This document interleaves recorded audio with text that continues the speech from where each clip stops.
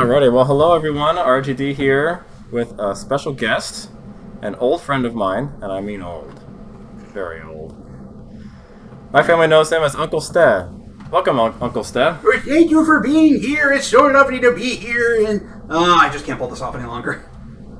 Is that a reference to something? What? Is that a reference to something? No, you just called me old, very old, so I decided to do an old man voice, but apparently it didn't quite work because you're staring at me like, what in the thought you world were are doing doing? an accent. No, you're just trying to do my old man voice. It sounds almost Indian. I do? No, because this is my Indian voice. Listen here right now. If you keep this, I will, turn your sorry keister into chicken tikka. That's a little different. Anyway, so that's who you are. Why are you here? Well, I thought it'd be fun to talk about some of my favorite games of all time, just to give a window into the history and tastes of the guy who's hosting all these videos. But why do that by myself? It'd be a lot more fun if I roped somebody else into doing it with me. So that's what Uncle Steh's here to do. Yep, I was forced to do this against my will, so... Basically. You don't want to see what's going on behind the scenes here. Exactly. So, greetings all you lovely people on the internet, and of course that one fat hairy dude listening. Oh, wait, that's me. Never mind. It's very amusing. Yes. Alright, ready with your list? As I'll ever be. Alright, what's number 5? Number 5 for me would be Mega Man X from 1992 for the Super Nintendo. Okay, I knew Mega Man would be on there somewhere. Yep. I constantly rented it as a kid because I absolutely loved it. The music for an SNES game was actually fairly good for Mega Man X, and obviously the gameplay was good. It was a great takeaway from the original Mega Man games for the NES, and I think for number 7 was on the SNES as well. And it was kind of a nice little tweak on the gameplay, and the story is a little bit darker actually than Mega Man. It seems Mega Man was a little bit more kind of kiddish, and it seemed like Mega Man X was a little bit comic more... book. Yeah, well, not... I mean, comic books can be dark, too. Well, yes, but I mean, this was more like, Saturday morning cartoon kind of... that was original Mega Man, but there was a Mega Man, cartoon as well. Oh, was it? Oh, yeah, back in the 90s? I never saw it. I don't think I ever saw it. It's real campy, real cheesy. And but Mega Man X, the subsequent games actually had a little bit more story to them, and the story's a little bit more darker. And but I think what set X apart was, first of all, instead of having like the Robot Masters, instead of being like Flame Man, Ice Man, Elect Man, they were actually named after animals. So you had Chill Penguin, Spark Mandrill, Flame Mammoth, Storm Eagle. So that was kind of cool. And then X was also upgradable. You could find these hidden capsules that contained like a holographic message from Dr. Light, who created both Mega Man and Mega Man X. And you could then upgrade different aspects of the character, like you could get body armor so you could reduce your damage, or you could get So I always wondered what made it X. It wasn't the 10th one they made. No. He's a different robot? Yes, he was created by Dr. Light during Light's final days, and he modeled the original body design after Mega Man, but he was given a different program. Mega Man X's program was something brand new for robots. He actually had the ability to think for himself, feel emotions, and then from that he'd actually make his own decisions without being told by anyone. So Mega Man didn't make his own decisions? Mega Man was just a simple robot, so if Dr. Light told him to do something, he'd go and do it. Oh, I see. So X could have something that would be something like conscience, or maybe even free will, to an extent. Because Mega Man shows his own actions, right? Right. Like Dr. Light said, oh hey, go fight this robot. Like, he would... Actually, kind of, it's a little bit... he wasn't directly controlling, move this way. No, Mega Man had a CPU, but he was given orders by Dr. Light. The CPU following a program, whereas Mega Man X is thinking. Right. I mean, X would still kind of have something, but I mean, if let's say somebody told him to do something and he knew that was wrong, he could have a moral conscience and actually object to it. And he was given the surname X by Dr. Light because of this new programming. So it was a variable. And then, on top of that, they still kind of continue to build it with the Mega Man concept is, you defeat the Robot Master, you get the weapon, you can kind of go through all that. And then, on top of that, they kind of continued the Mega Man story a little bit more with a lot of people don't actually, I think Capcom hasn't come out directly and said this, but some people have actually been able to figure this out, is another robot from their Zero was actually created by Dr. Wily. Before Dr. Wily passed away. Wily copied... I thought he was the bad guy. Well, yeah, Wily was the bad guy. Right before Dr. Wily died, he copied Mega Man X's schematics and created Zero to run amok and cause chaos and destruction 100 years after Dr. Wily died. I thought Zero was your friend. He was until he first started out as a rampaging robot, and then he had a virus inside him that would cause robots to rebel against their creators and start killing humans. Breaking the Just first like law on of a time robotics. release. Say again? Just like on a time release. Yeah, sort of. Yeah, he was in a capsule, and then years and years after Dr. Wily died, Zero could wake up and start running amok with all these other robots, causing all these other robots. If you can't tell, I haven't played this game. I pretty much only played Mega Man 2 on the old NES. Well, I mean, except for a couple of times, just playing your copy of X or X2. I want to say it was X2 in my mind.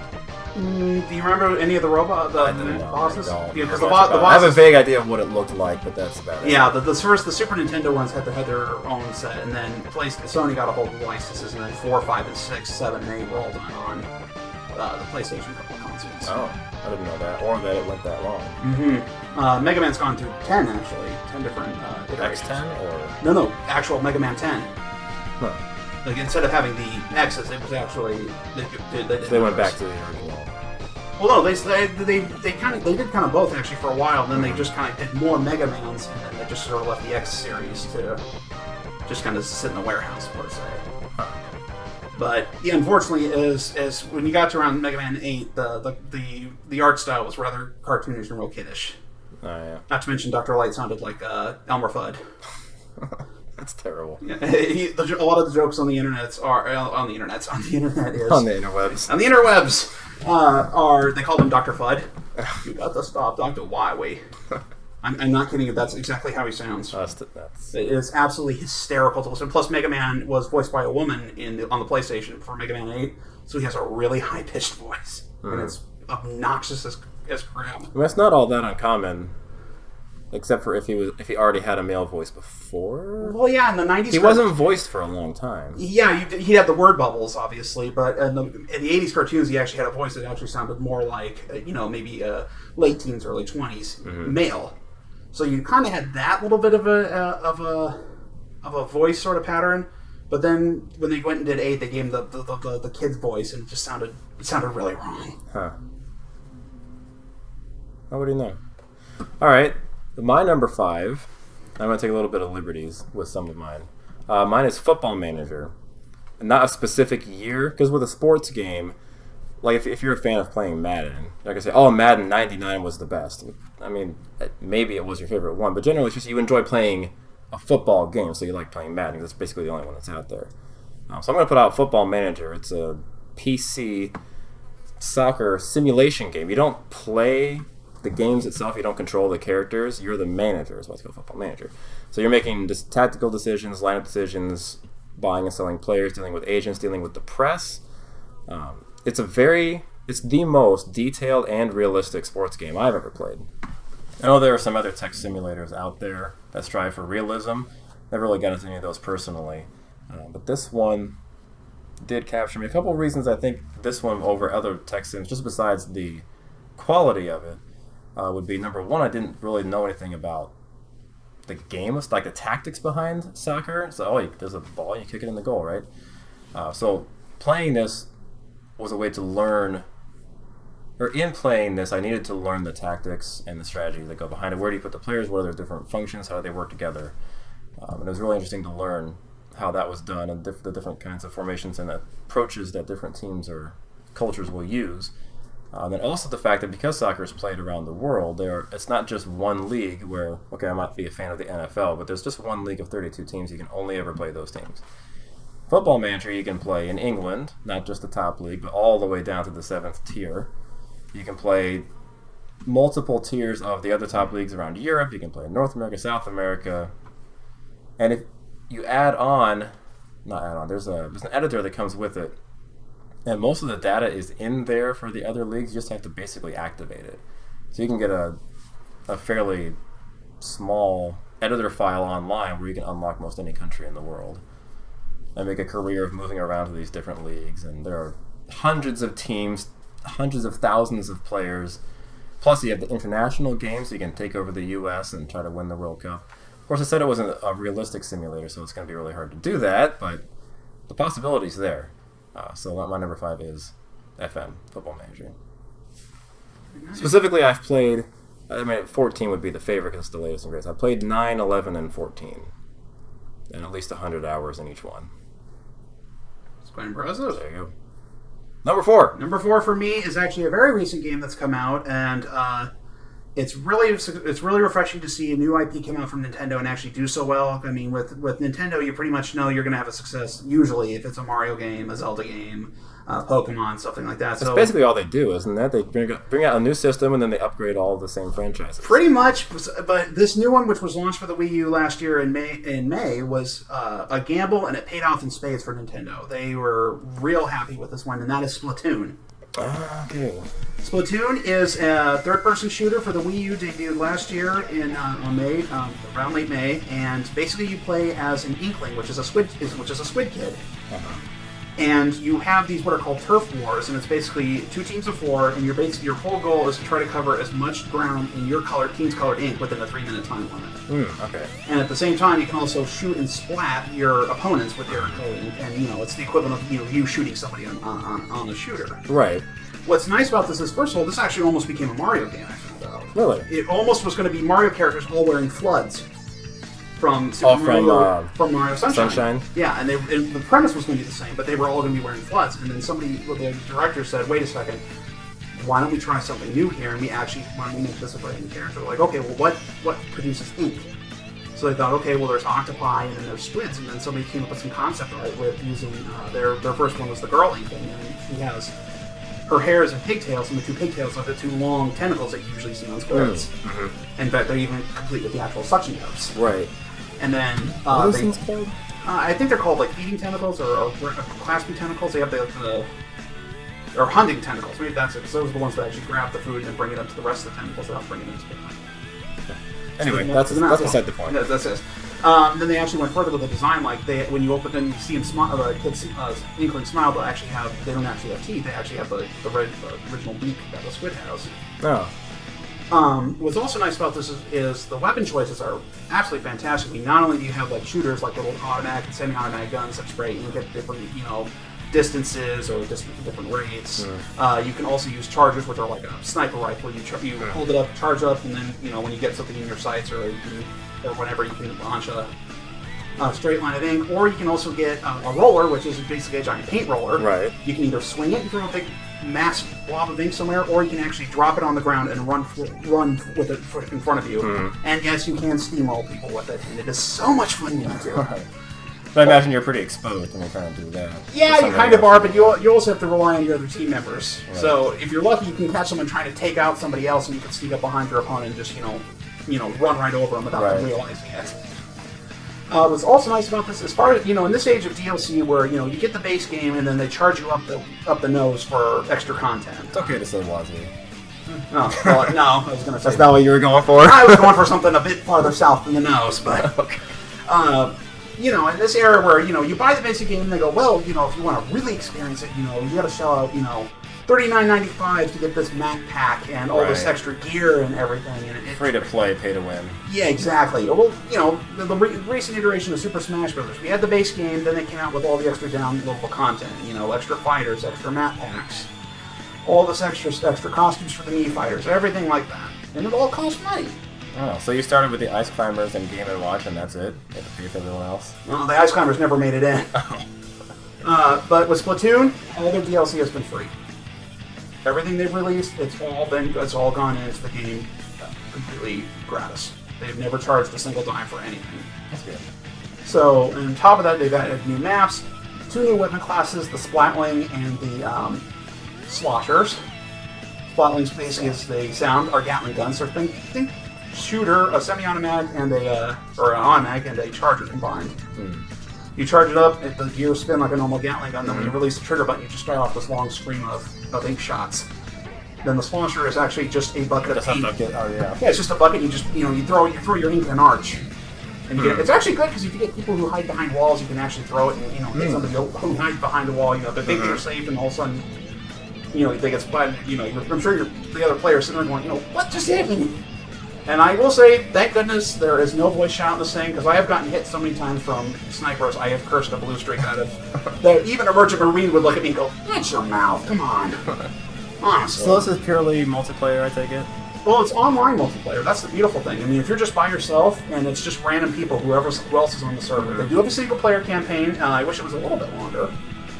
But not so much that, the main core of the game is the full-on player. And you just basically go onto their server, you join a lobby, and you just wait for 7 other people to come in onto your lobby. Then the computer picks the 4 teams, picks the 2 teams, set down the field, and you're on your way. I've heard a little bit about Splatoon, never played it, and I don't have the modern Nintendo consoles. But so they have these, if I understand it, these events where you'll be doing these regular battles, but you're choosing a team. Mm-hmm. The Splatfest. Like, what was one, like hot dogs versus marshmallows or something? That's They'll right. pick a theme and pick these 2 sides. Yep. In fact, they're doing one this weekend. I don't know when this will come out, but this coming weekend, at the date this is recorded, they're actually doing current Splatfest. It's early birds versus night owls. Ah, okay. Some of them have been pretty kind of abstract. Like, what would you rather do? Would you rather build a sandcastle, or would you rather build a snowman? Things like that. A couple of them have been really, really specific.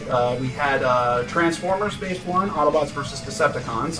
The Decepticons won, despite my objections. And then they did SpongeBob SquarePants. They did SpongeBob versus Patrick on that one. I mean, it's really... I never got on SpongeBob. Okay. You're lucky. In my opinion, anyway. I am everyone. I mean, I'm sure there are SpongeBob fans out there going, okay, who is this? But for the most part, they are pretty ambiguous about it. And in fact, it's reached such a fever pitch in Japan that they've actually done live shows with the 2 hostesses of Splatoon, Callie and Marie, where they've actually done concerts in live auditoriums. Except it's not people in Callie and Marie suits, it's actual... I can't describe it. It's like a computer screen, but it's translucent. You can actually see behind it. And they actually then produce the two Squid Sisters on there, and they'll actually do their concert as they appear on the actual game. And then they have like a TV in the middle that actually displays what they're actually saying, since Inkling language is actually just Japanese run through a very heavily... Well, it's run through a voice filter, so it makes their voices sound like there's like some bubbling to them and everything, so it's real hard to distinguish actual words. Right. So they actually put a little device so they could translate what they're saying in Japanese for everyone, and then obviously people on YouTube who've watched this actually translated from that into English and other languages. But it's real interesting to see, and it's really refreshing. And I do hope that Nintendo does continue with the Splatoon line. Hopefully, they sold like 1 million copies within, I think, 2 or 3 weeks of the game's initial launch. Wow. Globally, I mean, they were blown away. They sold over 1 million copies, and half the time Mario Kart 8 sold its 1 million copies. So, I mean, I guess it kind of shows how hungry I think people are for Nintendo to launch a new IP, and I think they were very happy with the end result for that. So you did say IP before. What do you mean by that? I'm not 100% sure what it means, but it's usually like a new franchise. Like, the Mario franchise is an IP, Legend of Zelda is an IP. It's just, I don't understand exactly Intellectual property is the only thing I can think of. That's probably what it is. It's new intellectual property. Okay. That's about the best I can do. I've heard it tossed around a lot, and so as far as I can tell, it refers to a game or a game series. So as far as Nintendo goes, whenever, as you stated before, when they go out and do something, it's, all right, what are we going to do? Well, look at the new Zelda game. I mean, E3 2016 happened not too long ago. As of the day of this recording. Yeah, whatever. And they obviously debuted Legend of Zelda Breath of the Wild. So they got a new Zelda game coming out. So what was supposed to be so awesome about that? Just because it's Zelda and people go crazy for Zelda? Well, it actually does take a lot away. What's nice about it is, first of all, we're kind of going back to the original Zelda, where you can just freely explore however you want. It's not like you're following a certain set. Scripted. Yeah, it's not as scripted. I mean, Ocarina of Time and some of the other games, subsequent games following that did have a bit more of a scripted, like, you really have to do this before they get this thing that lets you get over here. Exactly. This time... Well, it's kind of a Metroidvania setup, isn't it? I wouldn't say Metroidvania. Metroid did... For a while, the Prime series did kind of do that, but some of the earlier Metroids let you just go wherever the heck you want to. See, I started at Metroid Prime, and I started at Ocarina of Time, so I don't even know what these old styles were. Legend of Zelda, like the Legend of Zelda Link to the Past for the Super Nintendo, allowed you to go however you wanted to, and you could maybe get so far in a dungeon, but you realized, I need this dungeon away from another dungeon, so you'd have to go. You could tackle them in any order, obviously. But they're obviously they did have like a prerequisite set. No, they have them numbered, I guess I'm trying to say here, but it wasn't like you had to follow the number, so you could do however. Did you have a big difficulty spike if you went the wrong order, like in Mega Man?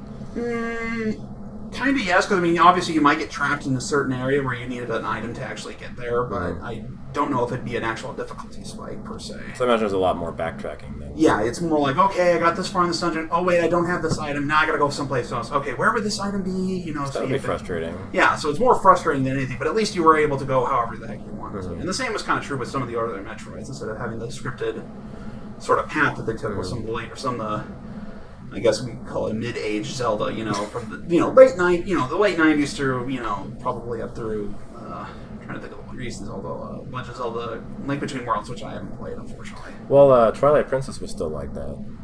Yeah, Twilight Princess was like that. Link Between Worlds for the 3DS, I think, was out a couple of years ago, and I think that was scripted. It was supposed to be based off the A Link to the Past for the Super Nintendo. Well, anyway, not to get too far distracted. Yes.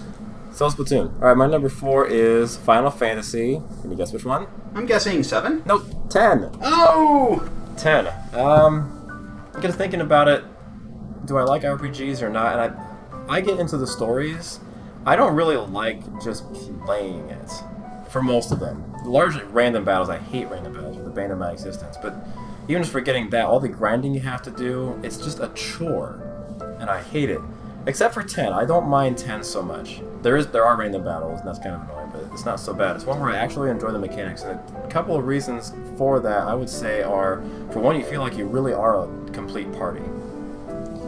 I don't know, I guess to preface this, I don't know about older Final Fantasies very well. I didn't play those. I played 7, and all the main series ones from then on through 12. Except, well, for 8, I started 8, got about 10 minutes in, and hated it. All the others I either completely won, or except for 7, I got to Northern Crater, wasn't strong enough, and I never got around to actually finishing it. But anyway, you feel like a complete party. With several of the other ones, you'll pick a handful of guys that you like, that you either prefer them or they're stronger and you use them a lot. At some point in the game, it's going to force you to use the other guys that you haven't leveled up in 30 levels, and now you're stuck, and you got to grind with them for 20 hours just to advance, and that's annoying. Or, especially with 12, and someone in the other ones as well, they're basically the same character. They're all blank palettes, and so they can all learn the same things, and even if you try to do an enforced class challenge where you specialize, it doesn't work very well because the game is built expecting everyone's going to be awesome, so you make it really hard. But in 10, everyone has a role to play, and you can switch in battle at any time. Have you played 10? Little bits of it here and there. So you have your 3 guys up, and you enter into a battle, and you start, and you realize, oh, I really should have Orin because this is an armored fiend. So right. I need his armor-piercing ability. Well, just hit L1, and you can swap Orin in. You can go in and out freely. I like that. I also like that there aren't hard levels. It's not, okay, we're fighting, and then ding, oh, suddenly I'm much stronger now.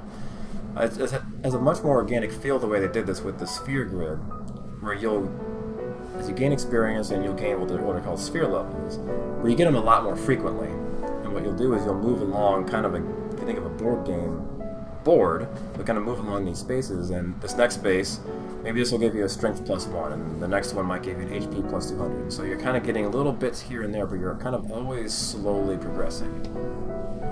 And I found that to be nice compared to the traditional leveling. And the story is pretty great. It's the only Final Fantasy, or really any RPG I can think of, where I've played it multiple times. So yeah, Final Fantasy X. Number 3. Well, before that, I would like to point out that I do also hate random battles, especially in the Pokemon series. Zubat will be the bane of my existence. Actually, caves. Yes. There's going to be Zubats here. I know it.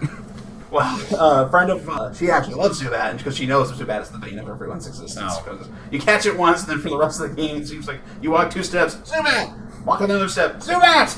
It's like, enough with this Zubat! Help! So, yes, when you mentioned the random battles, I immediately said, oh. Because the thing about it is, if you're just trying to go somewhere, exactly, every 2 steps you get hit with one. If you're trying to level up, you're running around for 5 minutes waiting for something to come up. I know, it's like the minute the game realizes, oh, you're trying to level up. Okay, now I'm going to make you wait. If you just give us a place where we can go to train, fine. And then the rest of the way, let's just get through the story. That's all I care about. All right. That's my take. But I'm not a game designer. Right. Yet. Ah. Anyway. All right. For number 3 for me, it would be Mario Kart 64. I will make a mention. Why 64 and not Super Mario Kart?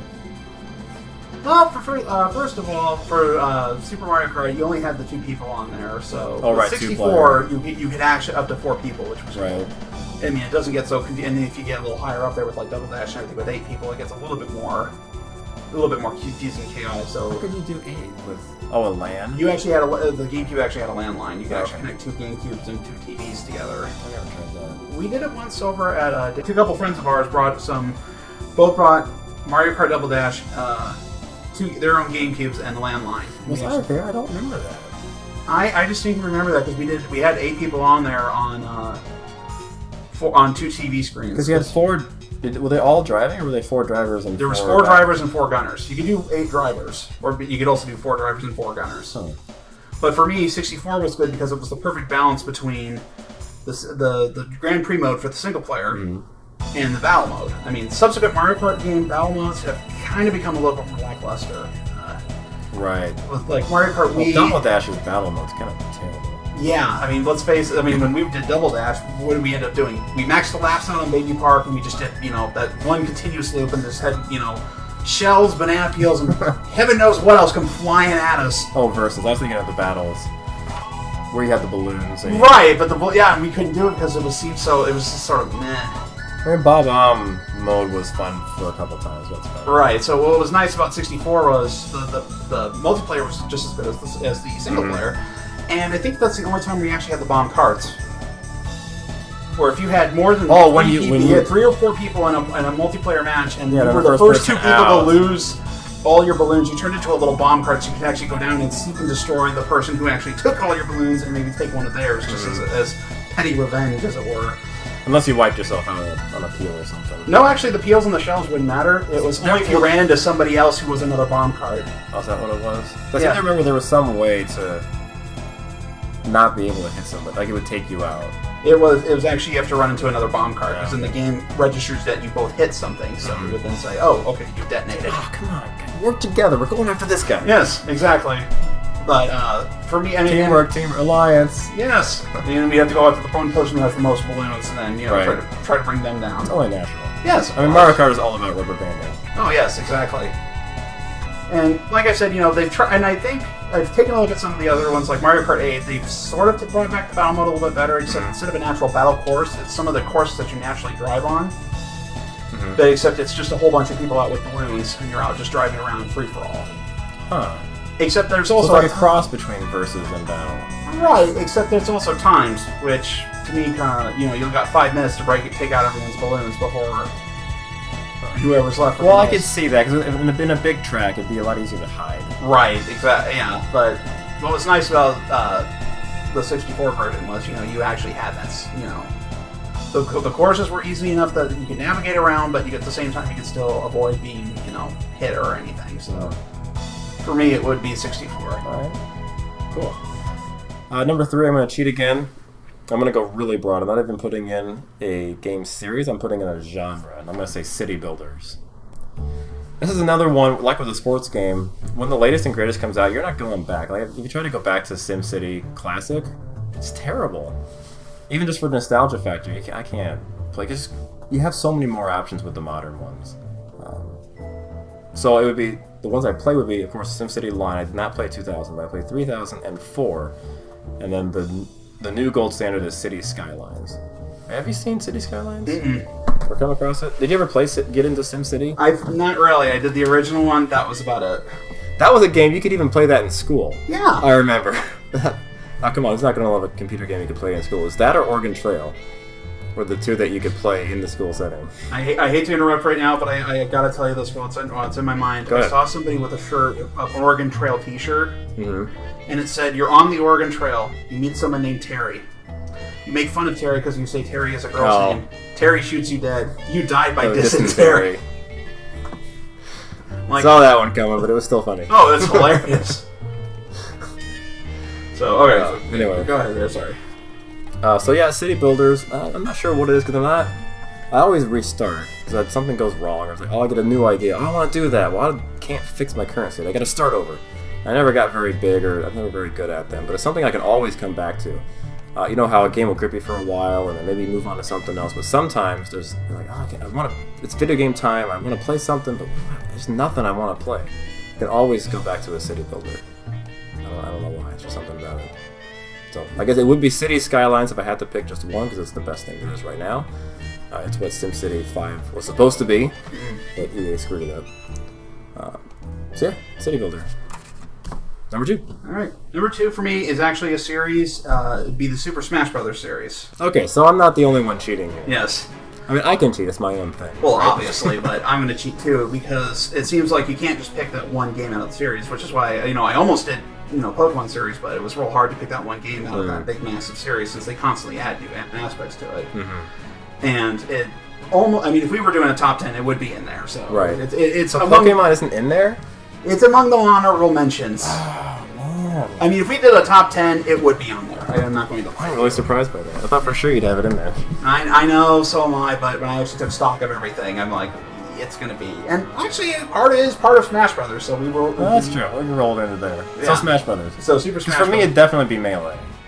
Was better than the others for me. Yeah, a lot of competitive gamers actually do actually go back to Melee as actually the best one, because first of all, it wasn't as gimmicky as some of the other ones. Like, for example, when they did Super Smash Bros. Brawl for the Wii, they had the final smashes, but they had to be. It was an item based. Right, and I hate items. Competitive players don't do items at all, so you're sort of not utilizing that awesome attack simply because you don't want to use items, despite the fact you can also just turn that one item on and nothing else. But could, I guess.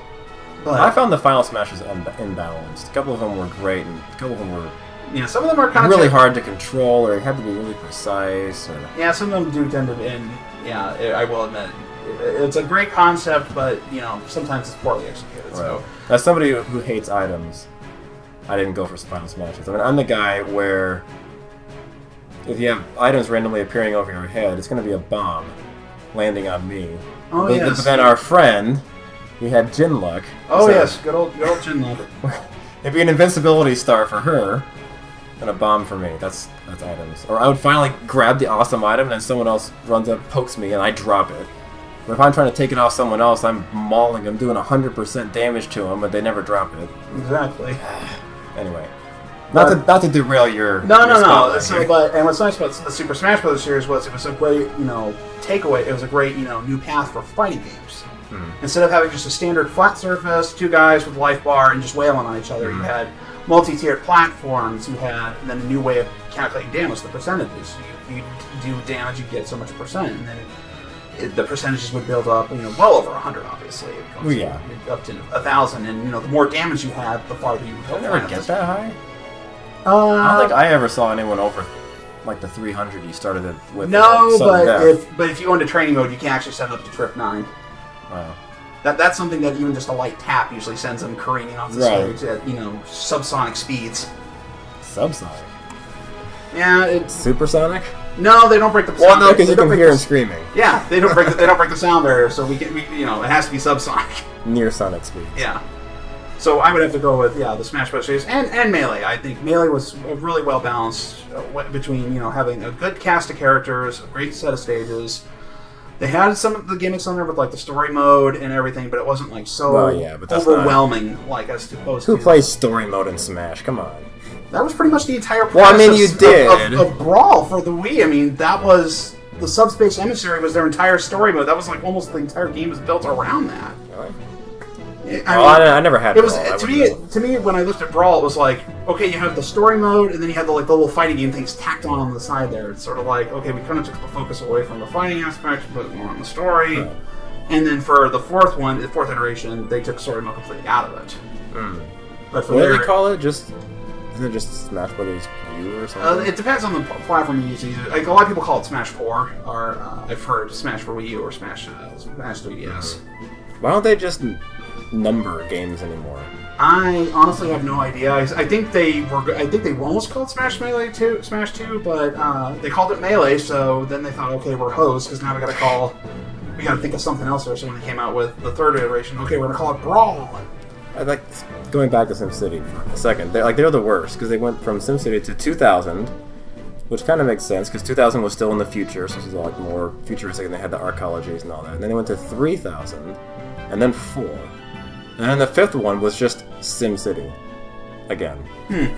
So if you look it up, you have to call it SimCity 2013. Is how you have to look it up to distinguish it from the original. Get it together. Like, what's wrong with just using numbers? It makes sense to everybody. Maybe that's why they don't do it. It makes too much sense. Yeah, perhaps. I should say, though, I have seen some other games too, like Super Mario Galaxy, they had 1 and 2. Right. And obviously the Metroid Prime series, they had 1, 2, and 3. Pokemon actually... Well, Black 1 and Black 2. Right. Actually, Gold and Silver were supposed to be called Pokemon 2, and then they renamed them Gold and Silver, so they would actually have to, the differentiable number, so...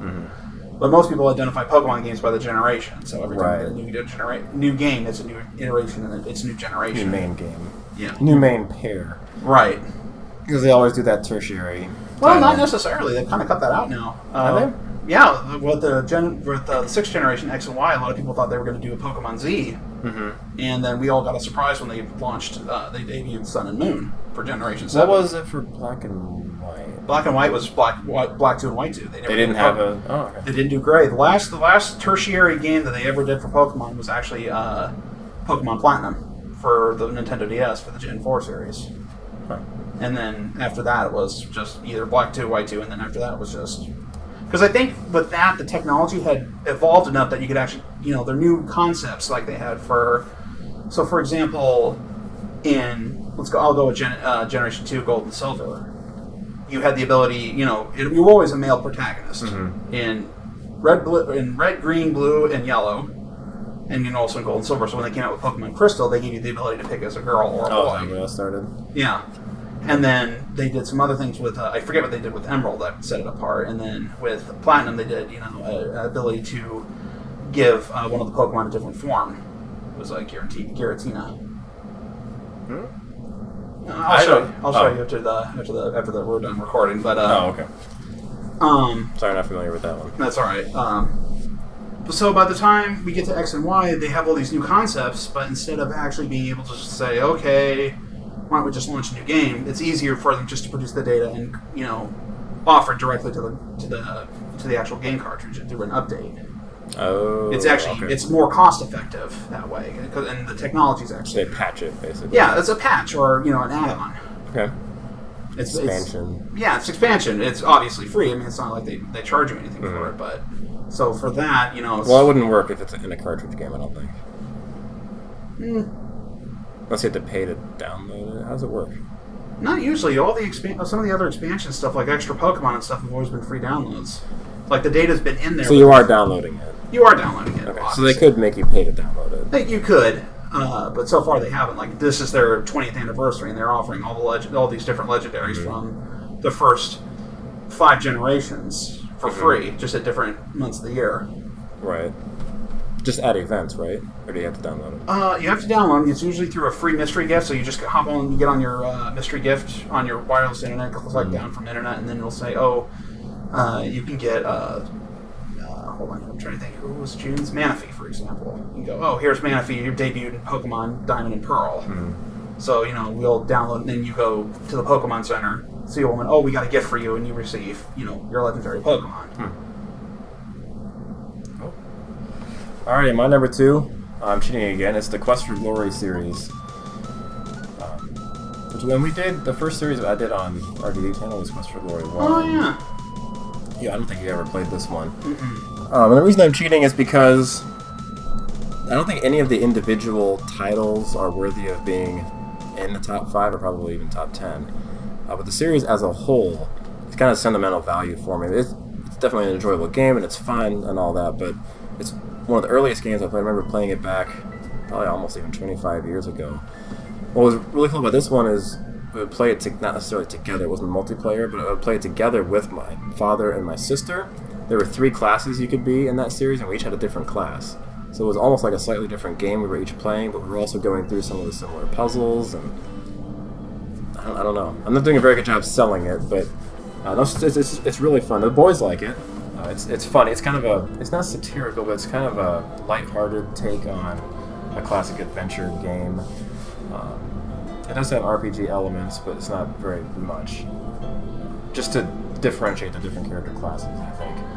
And you get between the different iterations of the games you play, you'll go through different settings. There's a classic, like Germanic medieval setting. There's a desert, like Arabian Nights kind of setting. 3 is in Africa. 4 is like Transylvania, and then 5 is Greek mythology. That's good. I mean, we're going to be doing the whole series over the course of time on this channel, so we'll be doing 2 soon. So stay posted. And finally, okay, so my number 1 pick is the Teletubbies game for the PlayStation. It debuted in 1995. mm-hmm. I mean, this was an absolutely fantastic... I'm just pulling your leg here. Now the real number 1. The real number 1 there is... You were fooling me. I'm yes, on to you. This should come as no surprise to anyone, but it's Super Metroid. I knew it. Yes. Should have put money down. You should have. This is actually the game that got me interested in the Metroid franchise to begin with, and I think a lot of people were, because, I mean, if you compare the games beforehand, Metroid 2 and the original Metroid, it was sort of meh. Were those both on the NES, I assume? No, Metroid 2 was actually on the Game Boy. Oh, okay. Metroid 2 Return of Samus was on the Game Boy, and then they launched Super Metroid in 1994 for the Super Nintendo. Mm-hmm. I mean, for a Super Nintendo game in the mid-'90s, it actually had a lot of the good things going for it. I mean, it actually had decent storyline to it. Mm-hmm. It was fairly long. It was a fairly long game, too. Well, not really, because there's actually one of the key points is 20 years after the game was launched, they're still doing competitive speedruns. Well, but if just playing through normally. Well, yeah, it depends. Yeah, I would say, yeah. I mean, if you know where everything is and you're fairly good, you might be able to crank it out in about 2 hours. It obviously depends on how well you know where everything is and right. your overall skill level. And then I think it also set a lot of standards that actually followed through with the rest of the Metroid series.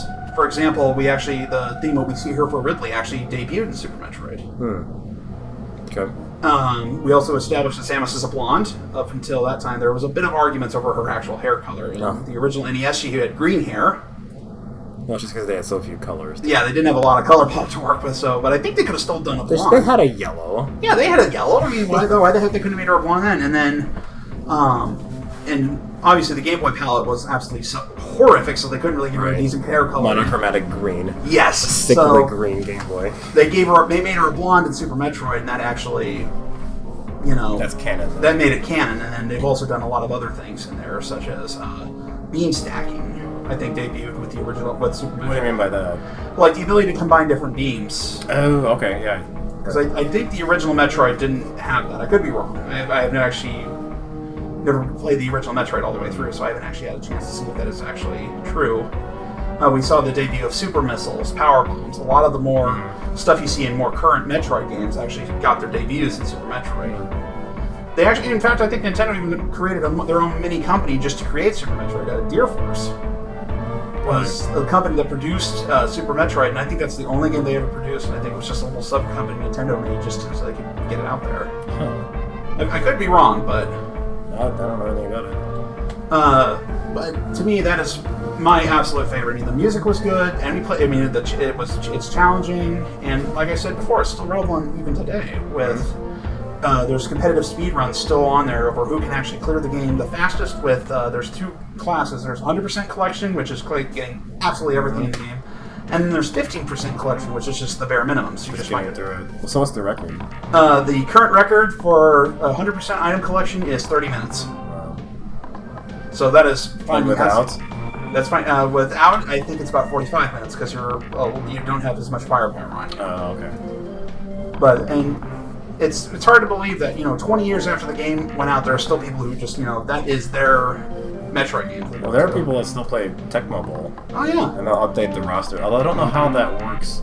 Yeah, I think you have to hack the ROM to add the extra because there's more teams now than there were back then. There was only I want to say there were only 28 teams in Tecmo Bowl, or if they just cut out like the Jaguars and the terrible teams. Oh, could be. I don't know. I honestly don't know. A lot of people still play it. So I never played Super Metroid. I played Prime. Largely on your recommendation, if I remember right. Yeah, Prime was good too. Prime almost.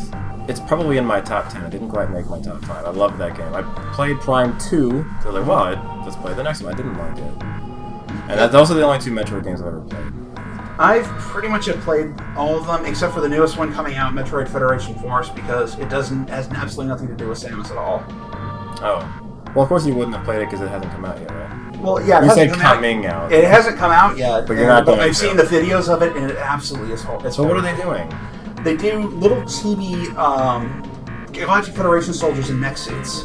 And it kind of actually resembles a little bit of King's Quest. But you do actually have different classes in there. Like, you have some attacker classes, like recon classes, med classes. Huh. But first of all, the art style is it a multiplayer game? Or? It can be a multiplayer.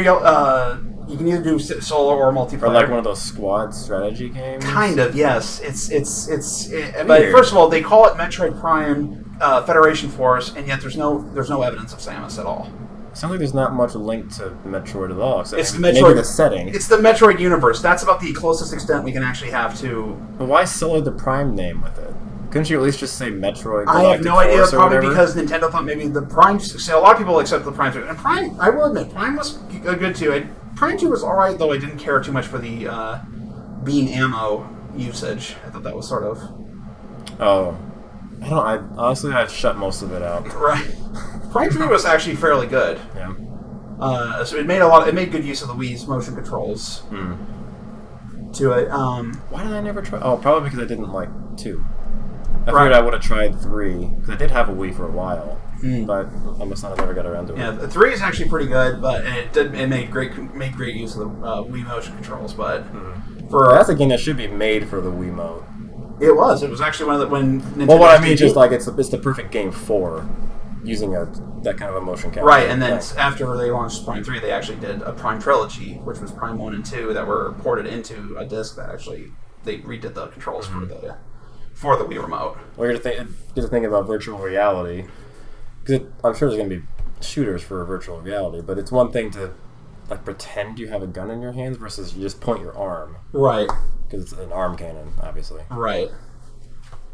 Interesting. Alrighty. My number 1 is... Just to build suspense a little bit. I noticed that I have one PlayStation 2 game on there, and the rest are all PC. And yours, all of yours Nintendo games? Yes, I do actually have several PlayStation games I like, but they don't rank nearly as high as the Nintendo stuff. I grew up with a Nintendo in my family. I didn't get a PlayStation until maybe I was in high school. Mm-hmm. Well, I didn't either. So, for me, and the first game I played for that was Final Fantasy VIII. I actually liked 8. I'm going to say that right now. I know. Maybe it makes a difference if you start with 8. I know a lot of people were like, "Oh, I hated 8," and I played 9, a bit of 10, and a bit of 7. Mm-hmm. So maybe part of it was because I had already played at least through 10 before I tried 8, and 8 was from that era. I guess they call it the graphical adolescence of video games. I would say so. Does that make sense? I guess to at least for audience purposes here, you think of old school video game 8-bit or the sprite graphics. It's not photorealistic, but it's a video. Like, it's obviously a video game. It's almost like its own style. Then you have modern games where the graphics are good and it looks realistic. Then you have the in between where we're starting to do 3D with really low polygon counts, and it just looks like garbage. It's that adolescent period, growing pains that you just want to forget about. Yes, Ocarina of Time. And 8 is right in there, and it's awful. Like, I can't go back to it. Ocarina of Time. The polygon hands. They looked like they were just basically a big block hand. Where was that? It's been so long since I played. Like when you're in Legend of Zelda: Ocarina of Time, which was a great game. I'm not going to lie, but when you actually look at the graphics, funny about like when you look at when there's a scene where Link talks with Zelda when they're both kids, and Zelda raises her hand up, it looks like her fingers are permanently fused together, so her hand is just one big block. The stub on the end of the it's like she raises her hand like if you were to take your fingers and your thumb and compress them on the side of your hand like this. And then she just raises her hand up and down like this. It's like it's not individual fingers. It's just a polygonal block that's just going up and down. Anyway, so I played plenty of console games. I had a PlayStation later. I had all the Nintendo ones through the Wii, which I didn't keep. But I even had an Xbox. I shared ownership of an Xbox in college. But I don't know, for a reason, it's all PC games up top for me. And number 1 is another adventure game, Grim Fandango. Tell me you've heard about it. Unfortunately, I cannot say that I have. Okay, they remastered it. You're going to go to Good Old Games and you're going to go buy it. Alright. It's the best game ever made. It's a film noir style old LucasArts adventure games. We never played at LucasArts because we were Sierra gamers. Somehow or other we came across this one. What I appreciate about it is, unlike Sierra games, you can't really fail or die in it. Like, you can get stuck if you haven't figured it out, but it's set up in such a way that you can't completely fail. In Sierra games, you can, I didn't pick up that item that I didn't know was there, and now I can't proceed, and I'm stuck. I have to go all the way back, and that's annoying. You don't have that in these games. But anyway, it's a film noir style, which I like. It's kind of eclectic. It's a story. It's not something that would usually get my attention, but it's based a lot around Mexican afterlife folklore. It's in the land of the dead, and you are a Grim Reaper. So you bring people in to the afterlife, and what you do is they take the money they're buried with, and you sell them a better travel package. Because in the Mexican folklore is that it's a 4-year journey to the final resting place of the soul. Well, you try to sell them train tickets or plane tickets or whatever they can afford, also based on what they qualify for, based on how good they were in their life. That's not actually the main part of the story. That's just setting up who you are. The main part of the story is there's corruption, and you find qualified people, one in particular, where this guy's a shoe-in for a ticket to the number 9, which is a bullet train. It takes you to the final destination in 4 minutes instead of 4 years. But your computer says that, she doesn't qualify for a ticket, so you uncover this big... I think of film noir as like a big organized crime conspiracy going on. The characters and the dialogue they're funny, they're memorable. It's just great. I don't know that I can really... I don't think I'm describing this very well.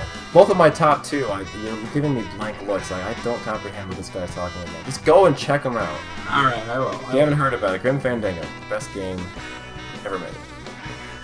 It's hard to say that because, like I said, I'm a Sierra fanboy, and I have a LucasArts, which was Sierra's big rival back in the day. Right. I have one of their games number 1. Sorry, it's just really good. So there you go. It's long enough. Actually, it's quite a bit longer than I thought it was going to be. I'll have to try to find a way to split this up into 2 sessions, I think. But anyway, thanks for stopping by, Steh. I think we have other things we want to do, don't we? Like, I'm hungry. I don't know about you. I'm hungry. I am hungry, too. It's supper time. It's almost 7 o'clock. Holy crap. Anyway, we're going to close this out. Say bye. Bye. And remember to like, comment, and subscribe, and watch the rest of the videos. It's absolutely fun to watch boys play all these old classic games. Or, I should say, maybe attempt to. At the boys to stop, messing around. Let's go. Quiet. No. Quit. Leave Princess alone. All right. I'm not trying to pick on you, buddy. No, it's true. It's true. All right, that's enough from us tonight. This is Retro Game with Dad saying farewell. So long.